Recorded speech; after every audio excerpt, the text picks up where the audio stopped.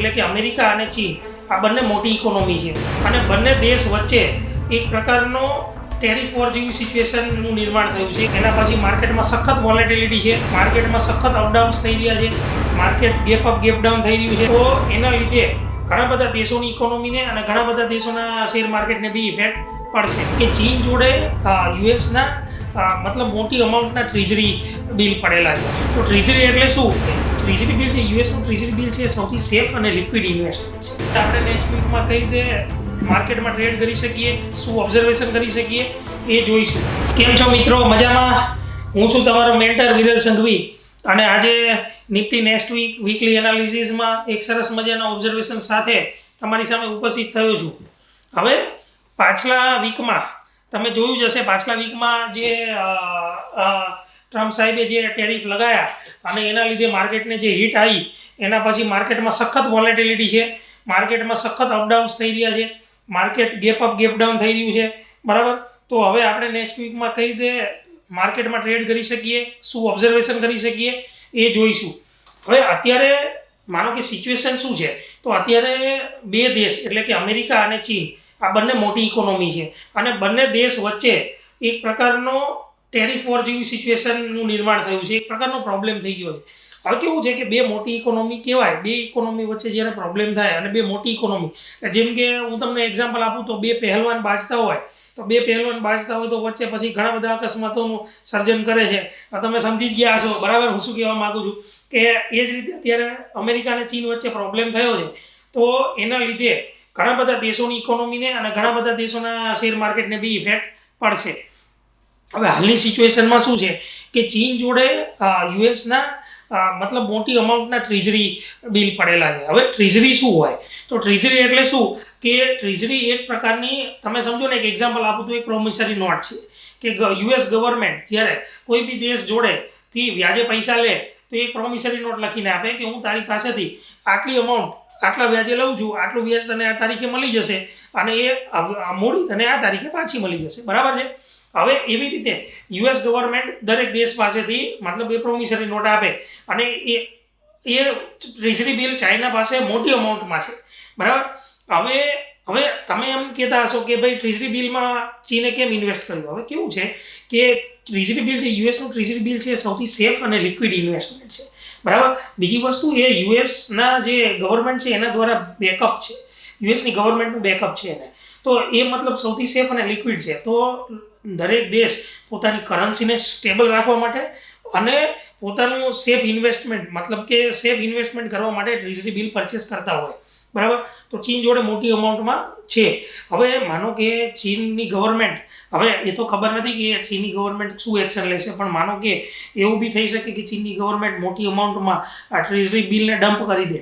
હવે ટ્રેઝરી બિલને ડમ્પ કરે તો શું અસર થાય? તો ટ્રેઝરી બિલ માનો કે ચીનની ગવર્મેન્ટ વેચે તો યુએસની ઇકોનોમીમાં, જેમ કે યુએસ ડોલર ડાઉન થઈ જાય, ટ્રેઝરી બિલની સપ્લાય વધી જાય તો યુએસમાં યીલ્ડ વધી જાય. હવે યીલ્ડ વધે એટલે શું થાય કે યુએસની ગવર્મેન્ટને જે પૈસા લેવા હોય લોન પર એને મોંઘા વ્યાજે મળે. બીજી વસ્તુ, યુએસમાં જે બિઝનેસમેન છે એને પૈસા લેવા હોય લોન પર તો એને મોંઘા વ્યાજે મળે. સોરી, તો એ મોંઘા વ્યાજે મળે તો એના લીધે શું થાય કે યુએસની જે ઇકોનોમી છે એ સ્લો ડાઉન થાય, બરાબર. બીજી વસ્તુ, યુએસ ડોલર બી ડાઉન થાય તો એ મજબૂત છે, એ બી ડાઉન થાય તો યુએસની ઇકોનોમી સ્લો ડાઉન થાય. પણ હવે એ તો ચીન નક્કી કરશે, ચીનની ગવર્મેન્ટ નક્કી કરશે કે ટ્રેઝરી બિલ વેચવા કે નહીં.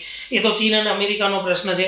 પણ મોટો પ્રોબ્લેમ, આ પ્રોબ્લેમ અત્યારે જેટલું જલ્દી સોલ્યુશન થાય એટલું સારું છે. પણ જો આ પ્રોબ્લેમ વધારે ચાલ્યો, બરાબર, તો ઘણા બધા દેશોને એની ઇફેક્ટ પડવાની જ છે, હિટ તો લાગવાની જ છે, બરાબર. અમુક મોટા પહેલવાન બાજતા હોય તો હિટ તો લાગવાની જ છે.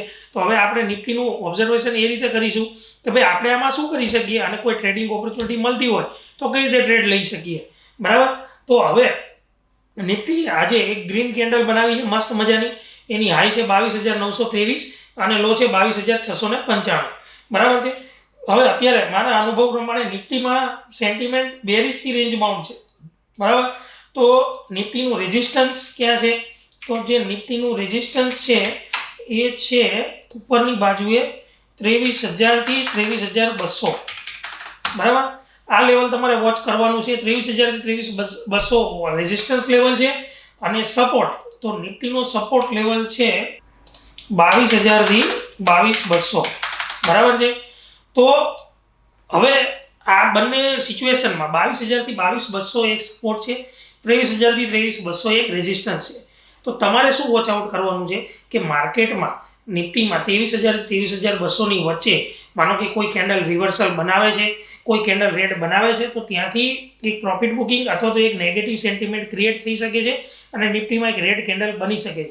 મોટો 22,000 ની નીચે તો એક મોટી રેડ કેન્ડલ બની શકે છે, બરાબર. તો એ થોડું તમારે આ લેવલ બી ઓબ્ઝર્વ કરવાનું છે, બરાબર. અને આ લેવલ એક રેઝિસ્ટન્સ ઝોન તરીકે કામ કરશે. માનો કે 23,200 ની ઉપર માર્કેટ નીકળે છે અને ગ્રીન કેન્ડલ બનાવે છે અને 15-20 મિનિટ અડધી કલાક માટે માનો કે સસ્ટેન કરે છે, તો પછી માર્કેટમાં તમે ઉપરની બાજુ બુલિશ તરફી વિચાર કરી શકો.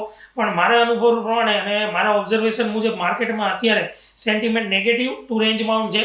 તો મોટું તમે માર્કેટમાં રેઝિસ્ટન્સને શોધવાનો પ્રયત્ન કરો, તમારું ઓબ્ઝર્વેશન એડ કરો. હું અહીંયા તમને કોઈ ટિપ્સ આપતો નથી, હું તમારી જોડે મારું ઓબ્ઝર્વેશન શેર કરું છું. હવે મારું ઓબ્ઝર્વેશન એવું છે કે માર્કેટમાં મોટું એક રેઝિસ્ટન્સ લેવું જોઈએ 23,000 થી 23,200 ની વચ્ચે અને માર્કેટ નીચેની બાજુ જવું જોઈએ, બરાબર. તો તમે તમારું ઓબ્ઝર્વેશન એડ કરી અને માર્કેટમાં તમને કોઈ માનો કે ઓપોર્ચ્યુનિટી મળે તો તમે ટ્રેડ લઈ શકો છો. હવે જો યુએસ અને ચીન આ બે વચ્ચે તો ટ્રેડ વોર કદાચ લાંબી ચાલશે. બંને મોટી ઇકોનોમી છે, બરાબર. તો બંનેની હિટ તો લાગવાની જ છે. હવે બંને દેશો એકબીજા પર ટેરિફ લગાવશે તો બંનેને તકલીફ પડવાની છે, બરાબર. એટલે એવું નથી કે તકલીફ નહીં પડે. આગળના ભવિષ્યમાં કદાચ જો આ તકલીફ લાંબી ચાલી તો કદાચ માર્કેટમાં નેગેટિવ સેન્ટિમેન્ટ લાંબો સમય સુધી રહેવાની શક્યતા પણ છે. હવે આવતા વીકમાં ઘણી બધી મોટી કંપનીઓના રિઝલ્ટ પણ છે, બરાબર. તો એ બી તમે જોઈ શકો, એને બી મેનેટોટલી વોચ કરો, બરાબર.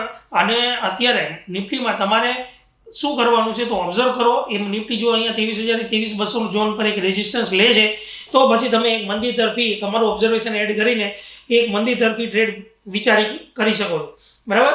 હવે આવતા વીકમાં હું જોઈશું, બરાબર, કે નિફ્ટીમાં શું થાય છે. ત્યાં સુધી તમે આ લેવલ વોચ કરો. વિડીયો બનાવવામાં ઘણો ટાઈમ લાગે છે, ઘણી મહેનત લાગે છે. તો આ વિડીયોને સબસ્ક્રાઈબ કરો, બરાબર, લાઇક કરો અને કમેન્ટ કરો. અને બીજી કોઈ પણ મેટર જો તમારે મારી જોડેથી શીખવી હોય તો કમેન્ટમાં નાખો, તો મને ખબર પડશે કે મારે તમને કોઈ મેટર શીખડાવી હોય તો હું એક્સ્ટ્રા તમને શીખડાવી શકું, બરાબર. આ વિડીયોને વધારે સબસ્ક્રાઈબ કરો જેથી કરીને અમને મોટિવેશન મળે, બરાબર. હવે હું નેક્સ્ટ વીકમાં આવીશ તમારી જોડે એક નવો વિડીયો લઈને. મારા જે પુરાના જૂના વિડીયો છે, જેમ કે 20 દિવસની મૂવિંગ એવરેજનું સેટઅપ છે, મેકડીનું સેટઅપ છે, તો એને જુઓ, એને રિવાઇઝ કરો જેથી કરીને તમને માનો કે અત્યારે જે વીકેન્ડ છે એ ટાઈમમાં જેથી કરીને તમે સારી રીતે અને મજબૂતીથી ટ્રેડ લઈ શકો, બરાબર. ચાલો નેક્સ્ટ વીકમાં ફરીથી એનાલિસિસ કરીશું નિફ્ટીનું. ત્યાં સુધી તમને હેપી ટ્રેડિંગ. નમસ્કાર.